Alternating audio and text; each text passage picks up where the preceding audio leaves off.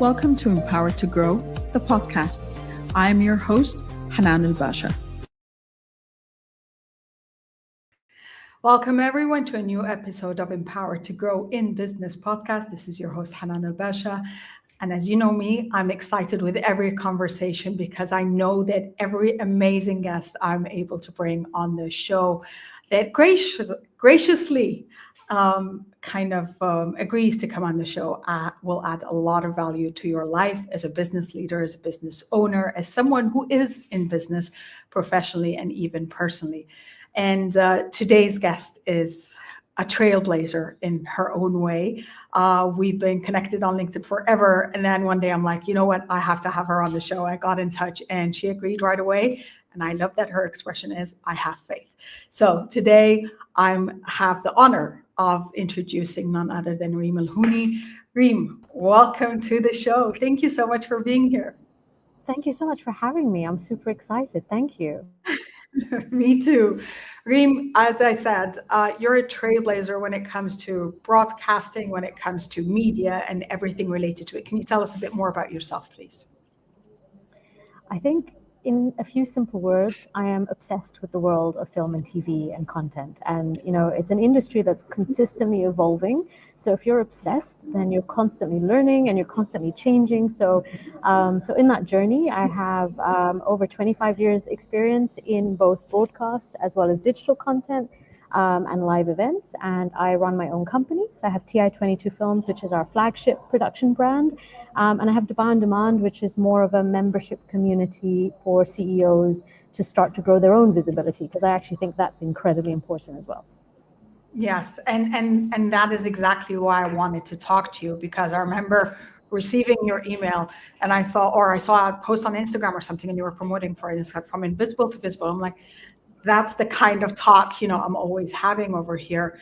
Let's start at the beginning. Like, as you said, there has been a lot of evolution in this industry. With a lot of digital media platforms, I keep always advocating that your personal brand cannot be disconnected from your ventures brand now. Let's talk about that, the importance of the brand identity for leaders. I think it is now more important than it's ever been before. I know many people in this space will follow gurus like Gary Vaynerchuk, who I've always admired. And I happened to hear him in Dubai just last week. And he was asked, what is the number one thing you can do for your business to make sure that it grows in 2025? And his response was to double down on content creation and your personal brand. So, and in my opinion, he's always been on point and on trend. And so if he's advocating for this, but not just that, I think we're in a world where, because media has changed and everyone's using their phones and communicating more, it's become so much more accessible for everybody. And with that accessibility means there's no excuse. But not just that, I also think people relate to people more than they do brands in almost every case. So if you look at some of the statistics, I'll share a couple, but believe it or not, there's a 73% higher chance that someone would do business with your company if they're following the CEO on social media. So, when you come from a generation where, at least for me, I'm Arab, I'm Muslim, I culturally, it's not always seen as the right thing to do, to put yourself out there. And I remember several times my mom going Abe, that's not what you do. Yeah. That's not right.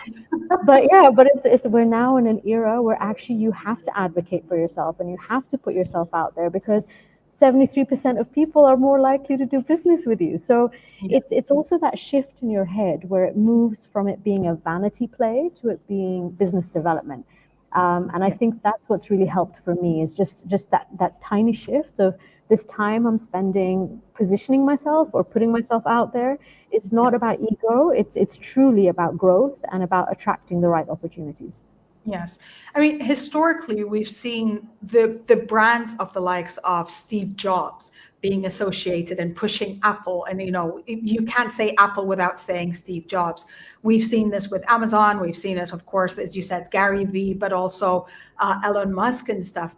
Yep. Those associations, what was thought, there's the whole media company behind these people and all the PR, and they're in every opportunity. As you said, the accessibility now has become a lot more important. But let's talk about that part specifically. Having access to conventional, what we'd call conventional media, showing up on news channels or on TV generally, print media and stuff, to the digital media, having a YouTube channel, having a Mhm. podcast like we're doing right now, or being on LinkedIn. How are you seeing that evolution? And is conventional media still a thing? So, I mean, I love talking about this because, as I mentioned earlier, I'm obsessed with this industry. So when you're Yeah. obsessed, you tend to learn a lot and you move quite quickly. And I remember in 2014, that's when I started to buy on demand. And my objective at that point was to create niche YouTube content because I understood that, the broadcast consumption was changing and online is Yes. where you could really tap into your audience. But this market, believe it or not, wasn't ready. So everywhere I went and I would be, promoting this online digital content, and everybody would say, oh no, we want it to be on TV. Oh, but the reach. And I was trying to explain that actually on YouTube, you can measure, you can target, you can get all the data.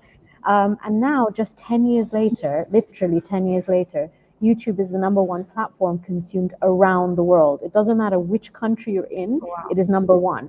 And number one, as in it's exceeding Netflix, it's exceeding every social media platform out there. So that goes to show the appetite for content is very, very high. What has changed is the quality of the content on YouTube has changed. So we're seeing Yeah. a lot more premium content on YouTube because, believe it or not, more and more people are watching YouTube on their TV sets as well. So it's Yeah. gone up to 52% of people watch YouTube on a TV set. So if you're now sitting around the living room watching content, you're also expecting the quality to kind of be a little bit higher than what you'd normally have, the kind of the more of the vlog style, which is how it grew its popularity. So to summarize, I think yes, it's much more accessible. You can do it on your phone. But the reach and the engagement is significantly higher. So now is the time to really jump on this bandwagon if you haven't done it yet. Okay, from as we are talking today, the topic is going from invisible to visible.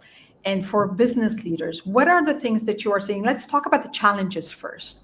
What are the biggest challenges you're finding business leaders having by actually becoming more visible and understanding that their brand is important? I think, firstly, there are so many challenges and reasons why they aren't doing it, which they need to overcome. And the things that I see more often than not is a high level of self consciousness, which I understand because I can honestly say that 8 to 10 years ago, I'm still quite self conscious, but I think I've managed to overcome those hurdles. But that used to be one of the prime reasons why I didn't want to be filmed on camera. I didn't want to be seen. And I see that now. So it doesn't matter how confident you are in your area of expertise. The minute a camera comes up, a lot of CEOs and founders shy away from that whole experience. So I think Yeah. one is just discomfort with a camera. But second, there's a whole world of people who just don't know how to communicate or what the messaging should be. And I Yes. think that in itself is getting clear on what you have to communicate and ensuring that you can add value. Because that's what succeeds. Is if I'm watching your content and I'm learning from you and I feel educated, then there's a higher chance. So I think there's a lot of people who don't know how to package that well. And as well as that, it's the time and the effort. I think they perceive this to be a timely exercise, creating content regularly, how they're going to do it, and it's, the skills that are required, where actually it's much simpler than it looks. So I think that, CEOs like to put these hurdles for themselves, Yes. but what I really enjoy is kind of slowly but surely removing some of these hurdles and also pushing people out of their comfort zone because Mhm. what I've noticed or what I'm working on with a lot of people right now is to have a visibility goal, because often you'll have goals in other parts of your life. You have a business That's goal, you true. have a sales goal, you have all these other goals, but do you have a visibility goal? Yeah. So I think when they realize that this is something that should be treated the same way as any other metric in your organization, you need to post X number of times, you need to add value X number of times, that's when it suddenly becomes an easier piece of the puzzle or an easier item to schedule. What about if you say, what would be their starting points? Like someone who is, they're, a professional. So they've been in corporate world, say, for example, 10, 15 years, and now they're starting their own venture. Because I believe as well, whether they're starting their own venture or they're looking at, as you said, the visibility goal, what would be their starting point? Because it gets overwhelming. Do you go on YouTube, or there's TikTok, or are you should just be on LinkedIn, or should you start going through the conventional media, as we said, getting in digital print or on TV or something, on broadcast? I think there are a few questions you need to ask yourself before you start this journey. I think number one, I always ask people to think about, what do they want to be known for?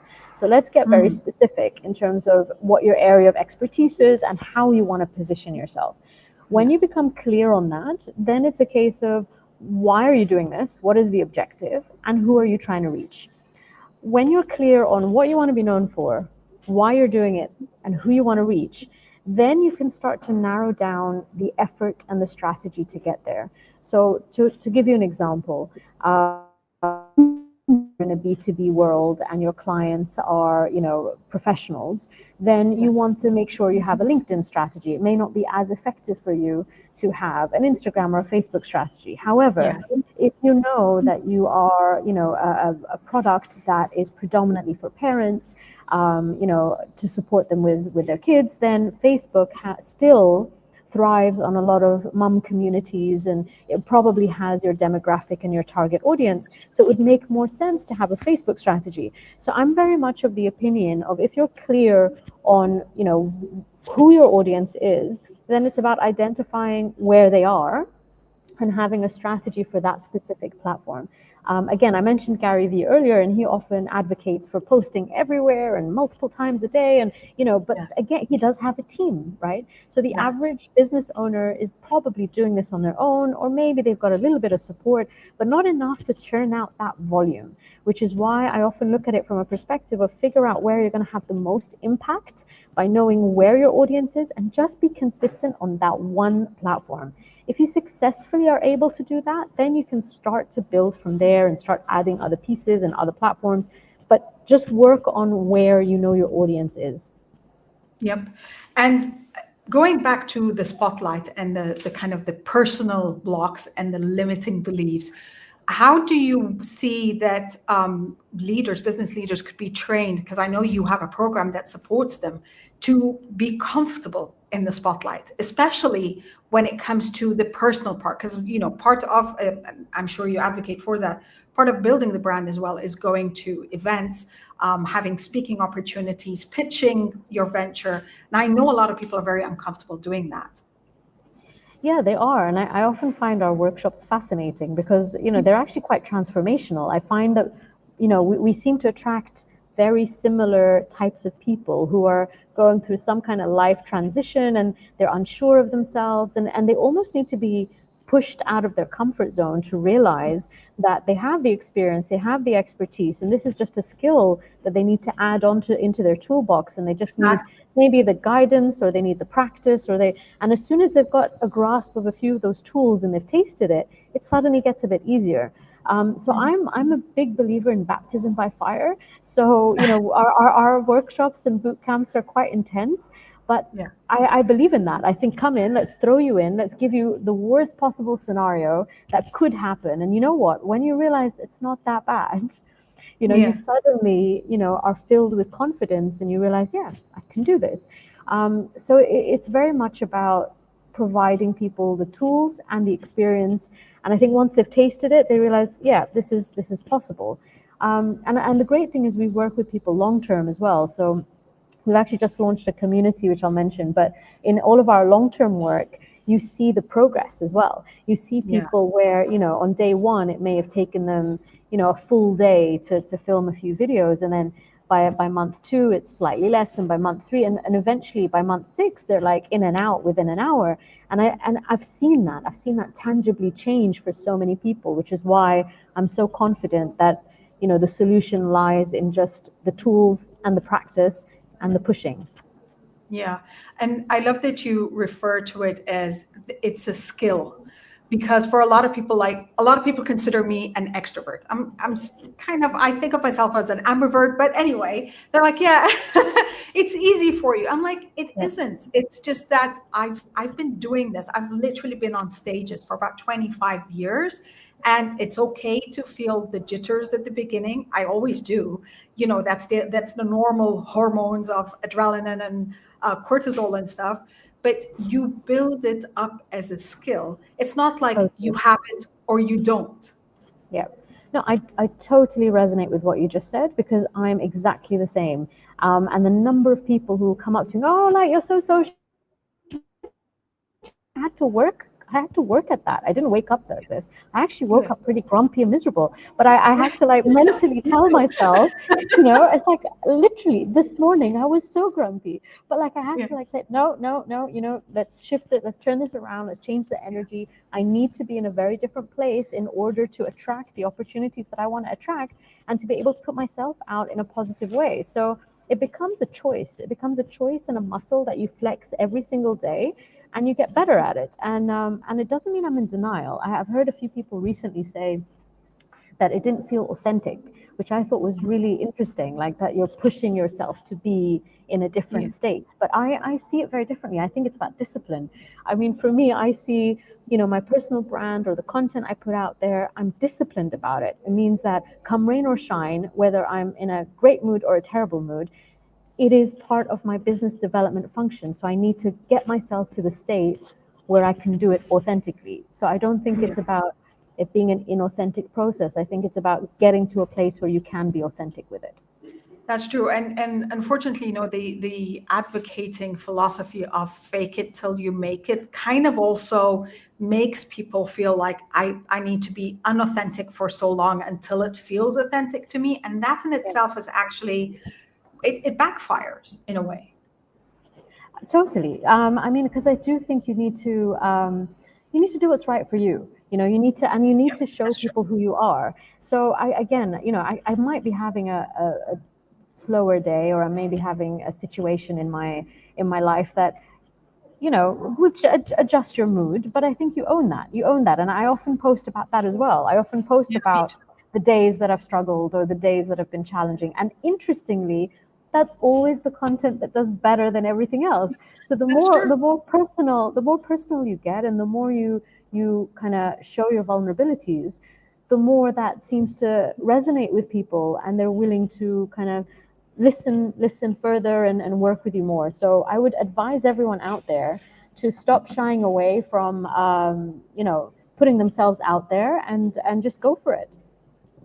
And I love that that resonates personally with me because I've always been advocating for vulnerability as a superpower.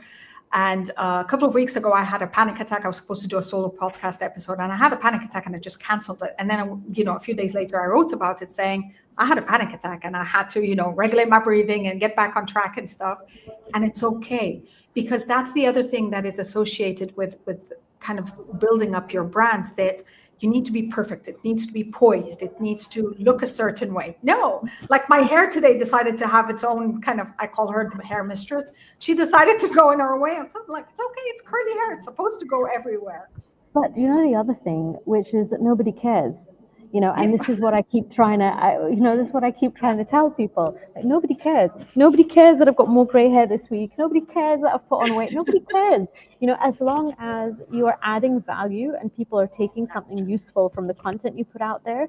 I mean, think about how you behave. You don't sit there looking at someone going, "Oh, I'm not going to watch them anymore because they're a bit grayer this week. Oh, their hair is frizzier." No one thinks that way. So it's Yeah, fascinating that you would presume that others are judging you in that way when you don't judge others in that way. So yeah. you need to just embrace the message, own your content, and stop worrying about the superficial side of things. I love that. So tell us about your program. Like, how can you structure the way to become from invisible to visible? So I'm very excited because this has been in the works. I actually wanted to launch this during COVID, and then life happened, and a couple of months ago I realized, we keep running these workshops and these programs, and they're a day, 2 days, 3 days at most, and people have a great time and they feel really positive, and they come out at the end saying, "Yes, I'm going to do this." And then not very much happens. So my objective behind launching this community was to have like hand holding all year round. So I've called the community Mission Visible, and there are 2 tiers. You can join our tribe, and when you're part of our tribe, that just means you're in a group with like-minded individuals, and you have access to events, industry experts, and some learnings in terms of just some tips on how to get started, or what are the right ways to go about building your personal brand and becoming more visible. And then I've got a second group that I'm extra excited about that I've called the Clan, where I'm personally working with them in an accountability group on Zoom a couple of times each month, again, bringing industry experts in. But I genuinely, this is going to sound terrible, but it's kind of bordering on, bullying, because I kind of feel like You're pushing them. That's called the pushing. some people need a push, some people need a push, Yeah, some people need a that's pull, true. and I've seen it happen. Like, unless you hold someone accountable, things don't change. So more than anything, it's an accountability community where, every month I want to be able to look at where everyone in the community is, what are the goals for the coming month, and let's get that let's create the video content you need to, let's start approaching people to be on podcasts and stages and everything else. But often, because people this area of their life, nothing Yeah, happens. yeah. So it's part goal setting and part keeping people accountable to those goals, so that hopefully they're in a completely different place this time next year. So yeah, very exciting. Mission visible, and I tell people, if you're not visible, you're invisible. So this is That's where you true. get started. Totally agree. I want to address another aspect of this mission and the field of building up your brand. You kind of touched on it earlier, and it's about the measurability. In the corporate world, we have KPIs, key performance indicators, and you can see how things are tracked. How do Yeah. you track your visibility factor? So I think everyone needs to create the goals that make sense for them. So in my case, I genuinely don't care if the posts that I put up receive likes, engagement, follows. That's not my metric. My Yeah. KPI and my metric is the number of DMs I've received. So I look at Okay. it from a weekly basis. How many DMs did I receive? How many were opportunities? How many were potential clients? And how many were maybe, PR opportunities or something like this, which is a podcast invitation? And Yeah. that is my metric. And as long as I am, consistently, receiving the quantity and the quality that I'm looking for on a DM level, I'm happy. It means I'm doing something right, and it ticks what my goal is. Someone Yeah. else may have a completely different goal. But having said that, I do encourage people to measure what happens in private versus what happens in public. Yeah. Because especially, not everyone wants to admit things publicly. Not everyone, I mean, think about your own behavior. When you're consuming content, there's probably a very small percentage of the content you consume that gets a reaction from you or a comment from you or engagement from you, although you're consuming it all. Yes. So I don't necessarily think that engagement on the content is what equates to success or results. It's what actually translates in your inbox that is more Yeah. valuable. So I think it's you do need the KPIs. You need to set them at the start and decide what that is individually. And if you're not getting them, that's when you need to review your content strategy. You need to Mm. review, what is the content you're putting out there, and why is it not attracting the results that you need, and what do you need to shift in order to attract that. And I'll just share, because I'm incredibly specific. Yeah. What I mean by that is, like last year we worked at COP28, and we were very fortunate to be working with them, and we were accredited. And so I spent a good 2-3 months just posting about COP28, and because of Mm. that, you then start to attract other projects and other opportunities at COP28. Yeah. Similarly, right now, anyone who's following me, I'm obsessed with Expo 2025. So Yes. I post pretty much every day about, maybe not directly, but indirectly, there's an Expo 2025 message and tag. And I'm getting closer, because different people refer me and introduce me and DM me. And so to me, that's success, because I have a specific goal and I'm working towards achieving it by creating content that will attract that specific audience. So I think Yeah. you need to be strategic in alignment with the goal and the KPI that you set. Because as you said, like I was reflecting when you're talking, and I'm like, at the time I used to do marketing, and for us it was about putting out a one-page ad in the newspaper and then tracking how many sales calls we got in that response. Now it is, unfortunately as well, there's kind of a drawback about focusing on the what's kind of measurements are you looking for to track. It's about the number of followers, it's about the number of likes, it's about the number of shares. But what you spoke about is, again, going back to the value. It is truly the quality versus the quantity, the quality of the DMs you get, how that translates into, I want to know more about what you do, or I want to, kind of showcase you more and everything. Can you see that there's a shift of the quality versus quantity kind of KPIs or tracking measurements? So I find this interesting because I often hear people go, oh, but I can't be posting that much. That's going to my audience is going to feel like I've bombarded them. And I think everyone's forgetting that not your audience isn't online all the time. They're not consuming everything all the time. And the way different algorithms work, they may not even see half your content. So I think as long as you're consistent on your own cadence and put out the, whatever that looks like for you. Although having said that, we recently did a session with LinkedIn where 1 to 2 posts a day is what was recommended, which is what I'm working on right now. So I've spent the last year and a half doing 1 post a day, and the last 2 to 3 months trying to put in post number 2. Sometimes I succeed, sometimes I'm not quite there. But it's never about a dip in quality. It's the quality still has to be there. It's just whether or not you're able to be consistent with a higher frequency. Wow. Okay. So I'm going to ask you 2 last questions. One of them is related to the topic. And if you are to give someone, we already spoke about being clear on your messaging, being clear on the objectives and what you want out of it. What would be kind of 1 to 3 steps that you would say to someone, go out and do it today, if they really want to get serious about building up a credible, valuable brand for themselves?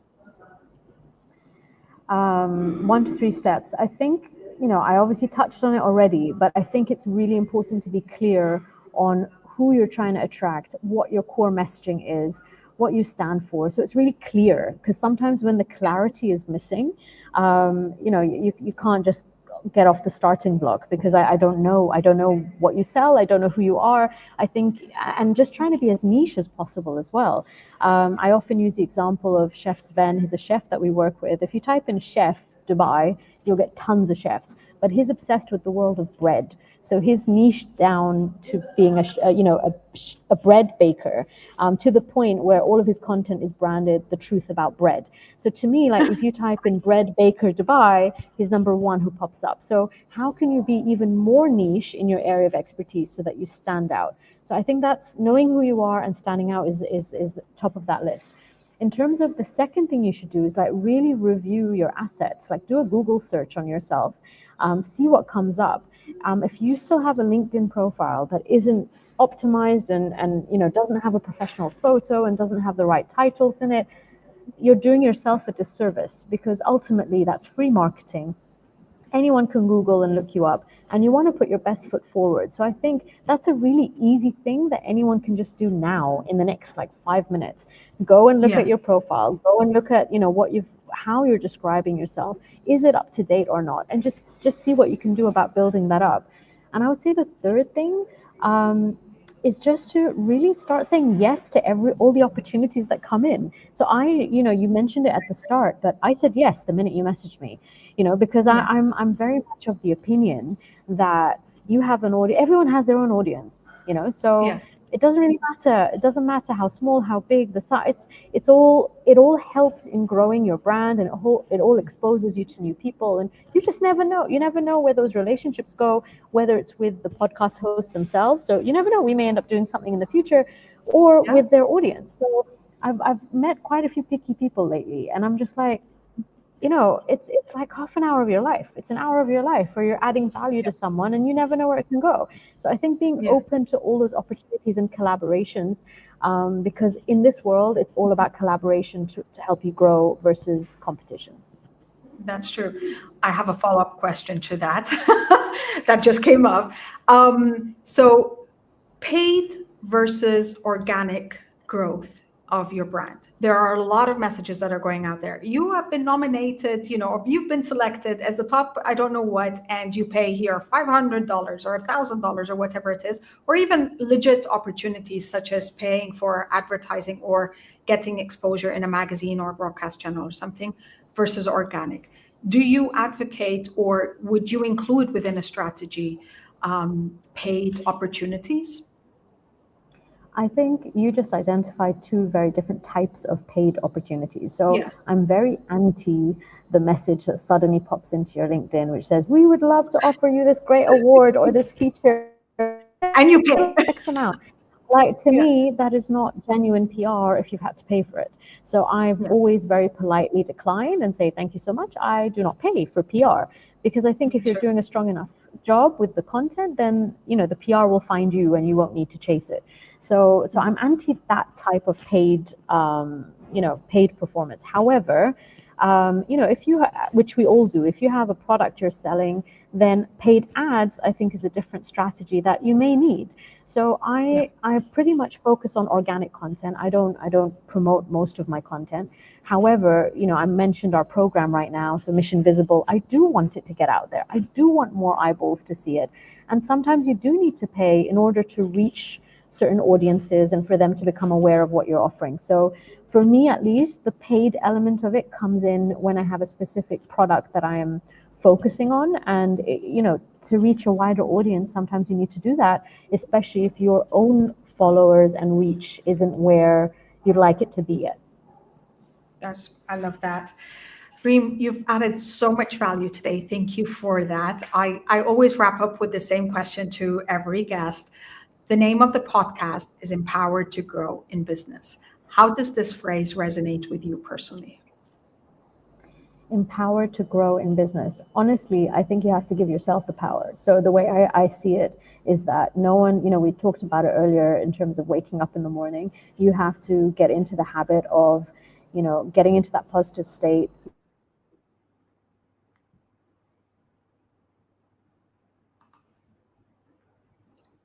Reem?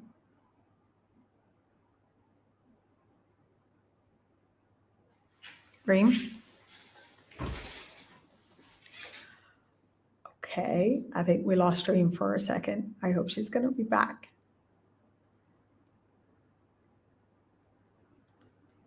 Reem, you there? Reem, are you there? We lost you for a minute. Yes, I am. Oh, sorry, I thought I lost you. Sorry, we're still here. I don't know if it's so. Can you please repeat your response about being empowered to grow? The world of live entertainment is just, you run with it. No, what I was saying is I think it is truly about embracing yourself and empowering yourself. And I think it's about putting yourself in a positive state as much as you can, having the discipline to realize that you can do it. And actually, you're not waiting for anyone. You have the ability within yourself to push yourself and do it. Sometimes you may need a helping hand, but ultimately, it all lies within you. That's true. I totally agree. A nudge is definitely needed every once in a while, but it does come from within you. Reem, thank you so much for being with us today. And as I said, you've shared so much value, and I hope everyone listening today would go out and really think about their strategy of how to go from invisible to visible, or from visible to more visible, so they can build their brands accordingly. And it's been a pleasure. Thank you so much, Dr. Hanan. I really appreciate it. You're welcome. And for everyone watching, I do hope that you put in the effort. As Reem was saying, it is about clarity. It's about defining the pillars that you want to be known for and how to build your brand so your ventures brand is built alongside it. And as always, I look forward to seeing you next week, and I wish you love, abundance, and prosperity. Take care. Bye. Thank you for listening to the Empowered to Grow podcast. I'll catch you on the next episode. And until then, know that empowered you empowers others. Love, abundance, and prosperity to you all.